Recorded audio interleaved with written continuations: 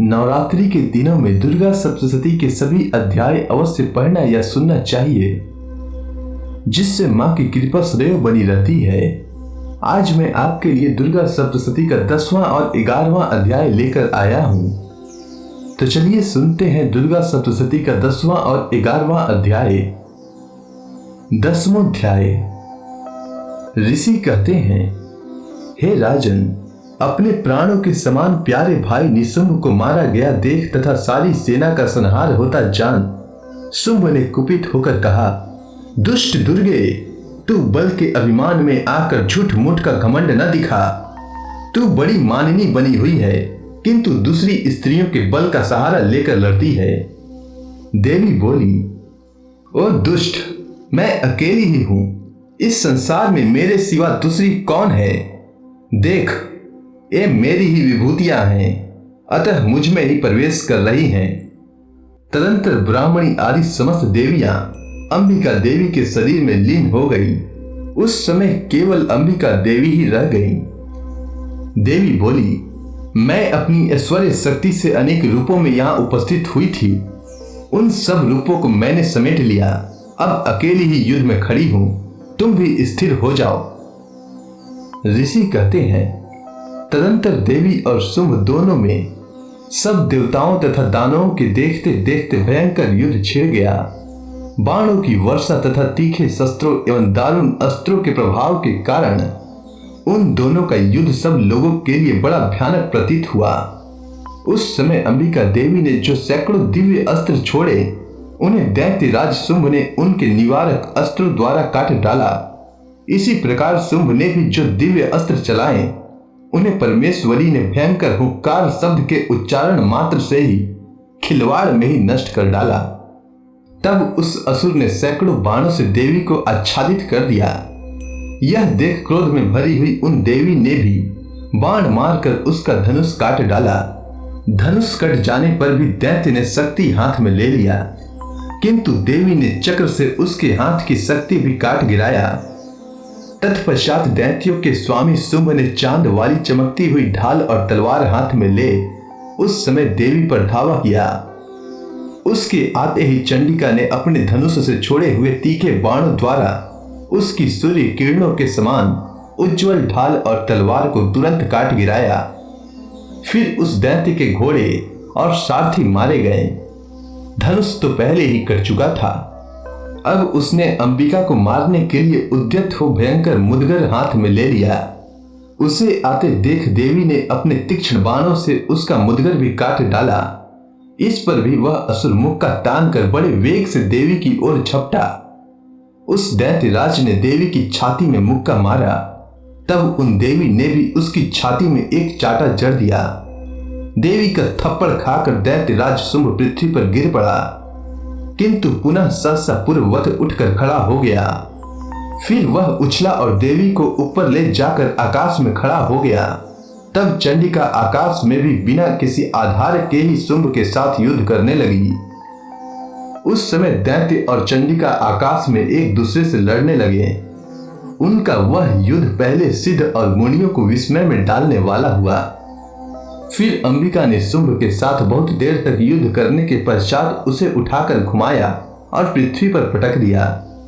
तब समस्त दैत्यों के राजा शुंभ को अपनी ओर आते देख देवी ने त्रिशूल से उसकी छाती छेद कर उसे पृथ्वी पर गिरा दिया। देवी की शूल की धार से घायल होने पर उसके प्राण पखेरु उड़ गए और वह समुद्रों, द्वीपों तथा पर्वतों सहित समूची पृथ्वी को कांपता हुआ भूमि पर गिर पड़ा। तदंतर उस दुरात्मा के मारे जाने पर संपूर्ण जगत प्रसन्न एवं पूर्ण स्वस्थ हो गया तथा आकाश स्वच्छ दिखाई देने लगा। पहले जो उत्पात सूचक मेघ और उल्कापात होते थे, वे सब शांत हो गए तथा उस दैत्य के मारे जाने पर नदियां भी ठीक मार्ग से बहने लगी। उस समय शुंभ की मृत्यु के बाद संपूर्ण देवताओं का हृदय हर्ष से भर गया और गंधर्व गण मधुर गीत गाने लगे। दूसरे गंधर्व बाजे बजाने लगे और अप्सराएं नाचने लगी। पवित्र वायु बहने लगी। सूर्य की प्रभा उत्तम हो गई। अग्निशाला की बुझी हुई आग अपने आप प्रज्वलित हो उठी तथा संपूर्ण दिशाओं के भयंकर शब्द शांत हो गए। इस प्रकार श्री मार्कंडे पुराण में सावर्णिक मनवंतर की कथा के अंतर्गत देवी महात्म्य में शुंभ वध नामक 10वां अध्याय पूरा हुआ। 11वां अध्याय। ऋषि कहते हैं, देवी के द्वारा वहां महादैत्यपति शुंभ के मारे जाने पर इंद्र आदि देवता अग्नि को आगे करके उन कात्यायनी देवी की स्तुति करने लगे। उस समय अभीष्ट की प्राप्ति होने से उनके मुख कमल दमक उठे थे और उनके प्रकाश से दिशाएं भी जगमगा उठी थी। देवता बोले, शरणागत की पीड़ा दूर करने वाली देवी, हम पर प्रसन्न हो। संपूर्ण जगत की माता, प्रसन्न हो। विश्वेश्वरी, विश्व की रक्षा करो। देवी, तुम ही चराचर जगत की अधीश्वरी हो।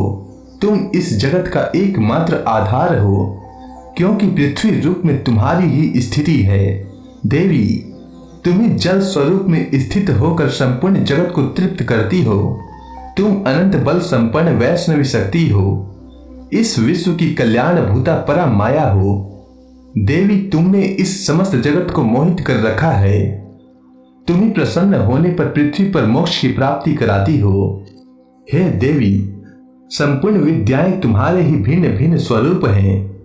जगत में जितनी स्त्रियां हैं वे सब तुम्हारी ही मूर्तियां हैं। हे जगदम्बे, एकमात्र तुमने ही इस विश्व को व्याप्त कर रखा है। तुम्हारी स्तुति क्या हो सकती है। तुम तो स्तवन करने योग्य पदार्थों से परे एवं परा वाणी हो। जब तुम सर्व स्वरूपा देवी स्वर्ग तथा मोक्ष प्रदान करने वाली हो, तब इसी रूप में तुम्हारी स्तुति हो गई। तुम्हारी स्तुति के लिए इससे अच्छी उक्तियां और क्या हो सकती है। बुद्धि रूप से सब लोगों के हृदय में विराजमान रहने वाली तथा स्वर्ग एवं मोक्ष प्रदान करने वाली नारायणी देवी, तुम्हें नमस्कार है। कला काष्ठा आदि के रूप में क्रमशः परिणाम की ओर ले जाने वाली तथा विश्व का उपसंहार करने में समर्थ नारायणी, तुम्हें नमस्कार है। तुम सब प्रकार का मंगल प्रदान करने वाली मंगलमयी हो, कल्याणदायिनी शिवा हो। सब पदार्थों को सिद्ध करने वाली शरणागत वत्सला, 3 नेत्रों वाली एवं गौरी हो। तुम्हें नमस्कार है। तुम सृष्टि, पालन और संहार की शक्ति भूता सनातनी देवी, गुणों का आधार तथा सर्व गुणमयी हो। हे नारायणी, तुम्हें नमस्कार है। शरण में आए हुए दीनों एवं पीड़ितों की रक्षा में संलग्न रहने वाली तथा सबकी पीड़ा दूर करने वाली नारायणी देवी, तुम्हें नमस्कार है। हे नारायणी, तुम ब्रह्मांडी का रूप धारण करके हंसों से जुटे हुए विमान पर बैठती तथा कुछ मिश्रित जल छिड़कती रहती हो। तुम्हें नमस्कार है। माहेश्वरी रूप से त्रिशूल, चंद्रमा एवं सर्प को धारण करने वाली तथा महान ऋषभ की पीठ पर बैठने वाली नारायणी देवी, तुम्हें नमस्कार है। मोरों और मुर्गों से घिरी रहने वाली तथा महाशक्ति धारण करने वाली, कौमारी रूप धारण करने वाली निष्पाप नारायणी, तुम्हें नमस्कार है। शंख, चक्र, गदा और शांख धनुष रूप उत्तम आयुधों को धारण करने वाली वैष्णवी शक्ति रूपा नारायणी, तुम प्रसन्न हो। तुम्हें नमस्कार है। हाथ में भयंकर चक्र लिए और दाढ़ों पर धरती को उठाए वाराही रूप धारिणी कल्याणमयी नारायणी, तुम्हें नमस्कार है। भयंकर नृसिंह रूप से दैत्यों के वध के लिए उद्योग करने वाली तथा त्रिभुवन की रक्षा में संलग्न रहने वाली नारायणी, तुम्हें नमस्कार है। मस्तक पर किरीट और हाथ में महावज्र धारण करने वाली, सहस्त्र नेत्रों के कारण उदिपथ दिखाई देने वाली और वृतासुर के प्राणों का अपहरण करने वाली इंद्र शक्ति रूपा नारायणी देवी, तुम्हें नमस्कार है। शिव द्युति रूप से दैत्यों की महती सेना का संहार करने वाली, भयंकर रूप धारण तथा विकट गर्जना करने वाली नारायणी, तुम्हें नमस्कार है।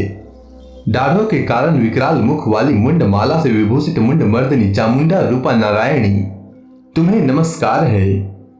लक्ष्मी, लज्जा, महाविद्या, श्रद्धा, पुष्टि, स्वधा, ध्रुवा, महारात्रि तथा महाअविद्या रूप नारायणी, तुम्हें नमस्कार है। मेधा, सरस्वती, वरा, बुद्धि, बाभ्रवी, तामसी, नीता तथा ईशा रूपिणी नारायणी, तुम्हें नमस्कार है। सर्वस्वरूपा, सर्वेश्वरी तथा सब प्रकार की शक्तियों से संपन्न दिव्य रूपा दुर्गे देवी, सब भयों से हमारी रक्षा करो, तुम्हें नमस्कार है। कात्यायनी, यह 3 लोचनों से विभूषित तुम्हारा सौम्य मुख सब प्रकार के भयों से हमारी रक्षा करे, तुम्हें नमस्कार है।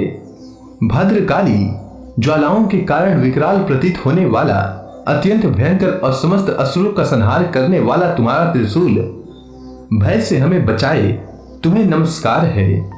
हे देवी, जो अपनी ध्वनि से संपूर्ण जगत को व्याप्त करके दैत्यों के तेज नष्ट किए देता है, वह तुम्हारा घंटा हम लोगों की पापों से उसी प्रकार रक्षा करे जैसे माता अपने पुत्रों की बुरे कर्मों से रक्षा करती है।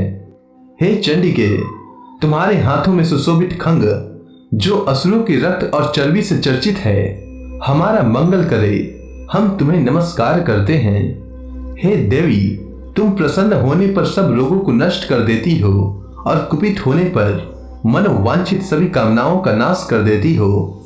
जो लोग तुम्हारी शरण में जा चुके हैं, उन पर विपत्ति तो आती ही नहीं है। तुम्हारी शरण में गए हुए मनुष्य दूसरों को शरण देने वाले हो जाते हैं। हे देवी, हे अंबिके, तुमने अपने स्वरूप को अनेक भागों में विभक्त करके नाना प्रकार के रूपों से जो इस समय धर्मद्रोही महादैत्यों का संहार किया है, वह सब दूसरी और कौन कर सकती है। विद्याओं में, ज्ञान को प्रकाशित करने वाले शास्त्रों में तथा आदि वाक्यों में तुम्हारे सिवा और किसका वर्णन है, तथा तुमको छोड़कर दूसरी कौन शक्ति है जो इस विश्व को अज्ञानमय घोर अंधकार से परिपूर्ण ममता रूपी गड्ढे से निरंतर भटका रही हो। जहां राक्षस, जहां भयंकर विष वाले सर्प, जहां शत्रु, जहां लुटेरों की सेना और जहां दानव हो, वहां तथा समुद्र के बीच में भी साथ रहकर तुम विश्व की रक्षा करती हो। हे विश्वेश्वरी, तुम विश्व का पालन करती हो, विश्व रूपा हो, इसीलिए संपूर्ण विश्व को धारण करती हो। तुम भगवान विश्वनाथ की भी वंदनीया हो। जो लोग भक्ति पूर्वक तुम्हारे सामने मस्तक झुकाते हैं, वे संपूर्ण विश्व को आश्रय देने वाले होते हैं। हे देवी, प्रसन्न हो। जैसे इस समय असुरों का वध करके तुमने शीघ्र ही हमारी रक्षा की है, उसी प्रकार सदा हमें शत्रुओं के भय से बचाओ। संपूर्ण जगत का पाप नष्ट कर दो और उत्पात एवं पापों के फल स्वरूप प्राप्त होने वाले महामारी आदि बड़े बड़े उपद्रवों को शीघ्र दूर करो। विश्व की पीड़ा दूर करने वाली देवी, हम तुम्हारे चरणों पर पड़े हुए हैं, हम पर प्रसन्न हो। त्रिलोक निवासियों की पूजनीय परमेश्वरी, सब लोगों को वरदान दो। इसके बाद देवी बोली, हे देवताओं, मैं वर देने को तैयार हूं। तुम्हारे मन में जिसकी इच्छा हो वह वर मांगो। संसार के लिए उस उपकारक वर को मैं अवश्य दूंगी।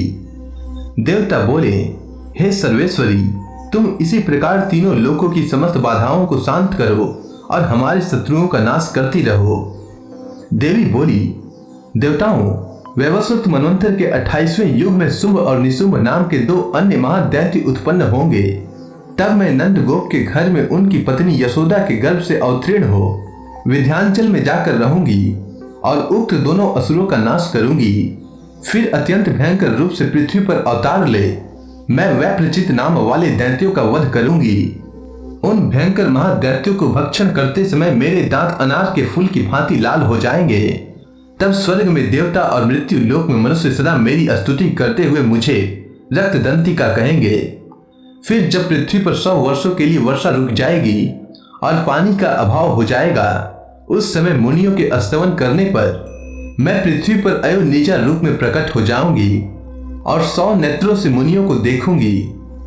अतः मनुष्य शताक्षी इस नाम से मेरा कीर्तन करेंगे। देवताओं, उस समय मैं अपने शरीर से उत्पन्न हुए शाकों द्वारा समस्त संसार का भरण पोषण करूंगी। जब तक वर्षा नहीं होगी तब तक वे शाक ही सबके प्राणों की रक्षा करेंगे। ऐसा करने के कारण पृथ्वी पर शाकंभरी के नाम से मेरी ख्याति होगी। उसी अवतार में मैं दुर्गम नामक महादैत्य का वध भी करूंगी। इससे मेरा नाम दुर्गा देवी के रूप में प्रसिद्ध हो जाएगा। फिर मैं जब भीम रूप धारण करके मुनियों की रक्षा के लिए हिमालय पर रहने वाले राक्षसों का भक्षण करूंगी, उस समय सब मुनि भक्ति से नतमस्तक होकर मेरी स्तुति करेंगे। तब मेरा नाम भीमा देवी के रूप में विख्यात होगा। जब अरुण नामक दैत्य तीनों लोकों में भारी उपद्रव मचाएगा, तब मैं तीनों लोकों का हित करने के लिए 6 पैरों वाले असंख्य भ्रमरों का रूप धारण करके उस महादैत्य का वध करूंगी। उस समय सब लोग भ्रामरी के नाम से चारों ओर मेरी स्तुति करेंगे। इस प्रकार जब जब संसार में दानवी बाधा उपस्थित होगी तब तब अवतार लेकर मैं शत्रुओं का संहार करूंगी। इस प्रकार श्री मार्कंडे पुराण में सावर्णिक मनवंतर की कथा के अंतर्गत देवी महात्म्य में देवी स्तुति नामक 11वां अध्याय पूरा हुआ। तो प्रेम से बोलिए दुर्गा महारानी की जय।